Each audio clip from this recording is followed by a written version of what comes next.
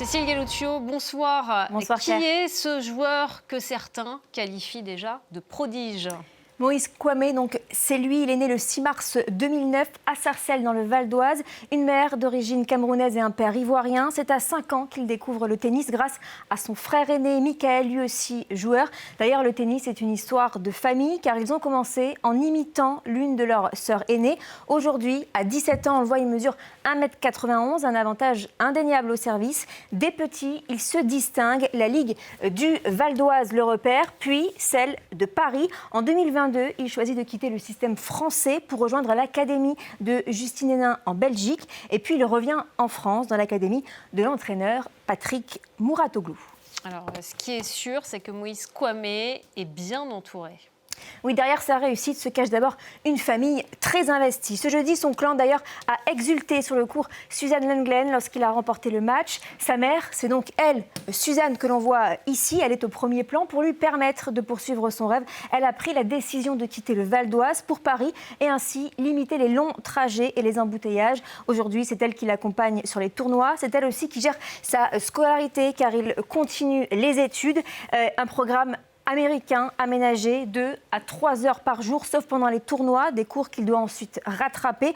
Autre figure importante du joueur français, son entraîneur qui depuis 2026 n'est autre que l'ancien champion Richard Gasquet et son agent Daryl Monfils, le petit frère de Gaël Monfils. En tout cas, ce qu'on peut dire, c'est que dans le milieu, il était attendu et annoncé. Oui, cette saison, c'est le plus jeune joueur à avoir intégré le top 1000 de l'ATP à Miami en début d'année. Seuls 2 joueurs ont réussi cette performance de manière plus précoce. Richard Gasquet en 2002 et Rafael Nadal en 2003. En fait, ce qu'il faut savoir, c'est qu'au 1er janvier 2026, il était encore 876e mondial et Moïse Kouamé n'avait encore jamais battu un joueur classé parmi les 250 premiers mondiaux. Mais depuis, il en a dominé 9 et notamment donc mardi dernier à Roland-Garros, devant Marin Cilic, 46e mondial.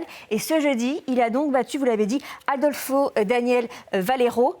Voilà, on va voir juste ici l'image, le 71e mondial. Aujourd'hui, il est 318e mondial au classement ATP. C'est aussi le joueur le mieux classé parmi les moins de 18 ans. Ce qu'il faut surtout savoir, c'est que cette année, c'est son premier Roland-Garros. Et donc, il commence très, très fort. Et Cécile, les records ne s'arrêtent pas là. Et non, Moïse Kouamé est le 5e plus jeune joueur depuis 1968 donc à se qualifier en 16e de finale de Roland-Garros. Devant lui, il y avait notamment Michael Chang, qui a battu le record 16 ans et 3 mois. Côté Frenchie, c'est le 2e plus jeune Français à rejoindre le 3e tour du tournoi du Grand Chelem. Derrière Thierry Thulam, qui avait lui atteint ce stade à 17 ans et 1 mois en 1980.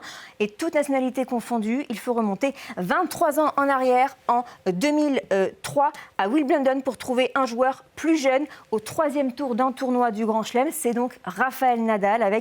Il avait 17 ans et quelques jours. Donc si on doit le comparer avec les légendes, Moïse Kouamé est donc en avance sur la plupart des anciens numéro 1 mondiaux au même âge. Et tous lui reconnaissent des qualités impressionnantes.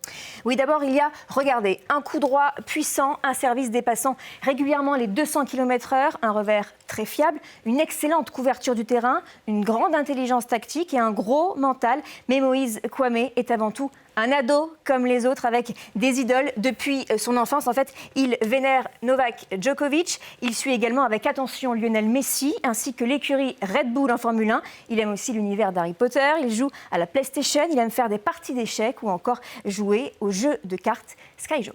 Voilà, donc un profil à suivre. Merci beaucoup Cécile Galluccio. C'était les clés de l'info.